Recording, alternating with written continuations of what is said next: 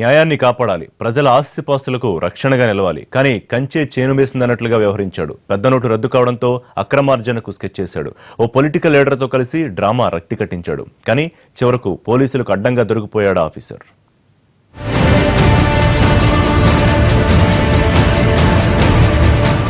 ఓవైపు అవినీతిని అంతమొందించేందుకు కేంద్రం పెద్ద నోట్లను రద్దు చేస్తే, మరోవైపు ఆ నోట్లను మార్చేందుకు ప్రయత్నిస్తున్నారు అక్రమార్కులు.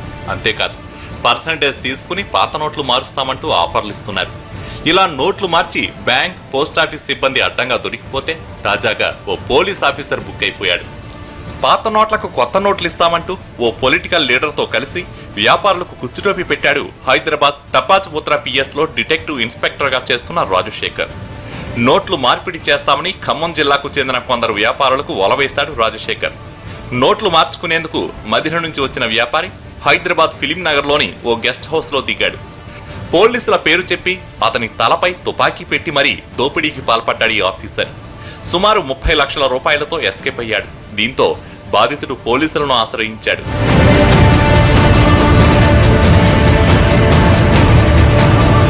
ఈ కేసులో పూర్తి స్థాయి విచారణ జరిపిన టాస్క్ ఫోర్స్ పోలీసులు రాజశేఖర్ను విజయవాడలో అరెస్ట్ చేశారు. తిరుమలేష్ అనే లీడర్తో కలిసి పాత నోట్లకు కమిషన్ బేస్ మీద కొత్త నోట్లు ఇస్తామని ప్రచారం చేసుకున్నారు. దీంతో వారిని నమ్మి అడ్డంగా మోసపోయారు కొందరు వ్యాపారులు. ఖమ్మం జిల్లా మదిరకు చెందిన వ్యాపారులే కాకుండా మరికొంతమంది కూడా రాజశేఖర్, తిరుమలేష్ ఉచ్చులో చిక్కుకున్నారు. ఇలా సుమారు ₹1 కోటి పైగా డబ్బు కొట్టేసినట్లు పోలీసుల విచారణలో తేలింది. ఈ కేసులో రాజశేఖర్ కీలకంగా ఉండగా అతనిపై గతంలో కూడా అనేక ఆరోపణలు ఉన్నాయి. నాంపల్లి పిఎస్ లో చేస్తున్న సమయంలో లంచం తీసుకుంటూ ఏసీబీకి అడ్డంగా దొరికిపోయాడు. ఈ వ్యవహారంలో సస్పెండ్ అయిన అతని తీరు మారలేదు. ఇటీవలే సిటీ పోలీసులోకి వచ్చిన ఇతనికి ఓల్డ్ సిటీ టపాచుపుత్ర డిటెక్టివ్ ఇన్స్పెక్టర్ గా పోస్టింగ్ ఇచ్చారు. అక్కడ విధులు నిర్వహిస్తూనే రాజకీయ నేతలతో కలిసి అక్రమాలకు తెరలేపాడు రాజశేఖర్. ఈ పోలీస్ దొంగను అరెస్ట్ చేయడంతో మరికొంతమంది బాధితులు బయటకు వస్తున్నారు.